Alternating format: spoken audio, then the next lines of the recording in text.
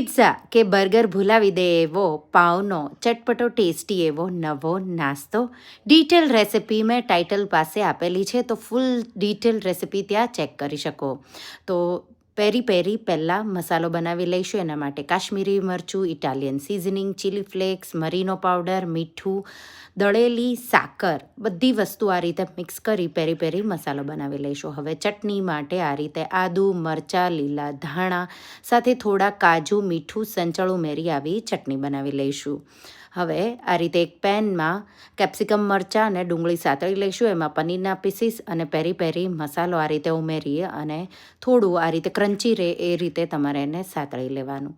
પાઉં લેશું, એના 2 ભાગ કરીશું, ચટણી લગાવી દઈશું, લેટસ એના પર મૂકીશું, પનીરવાળું મિશ્રણ, ચીઝ, પેરી પેરી મસાલો, લેટસ મૂકી અને પછી આ રીતે તમારે ચીલી ફ્લેક્સ કે પછી ઓરેગાનો મિક્સર હોય એ બટર સાથે પેનમાં આ રીતે પીગળી જાય પછી 2 સાઈડ પાઉંને તમારે ક્રિસ્પી કરી લેવાનું. બહુ ટેસ્ટી એવું આ નાસ્તો લાગે છે. તો પાઉં જો હોય તો એકવાર આ રેસિપી તમે ટ્રાય કરજો, વારંવાર બનાવશો.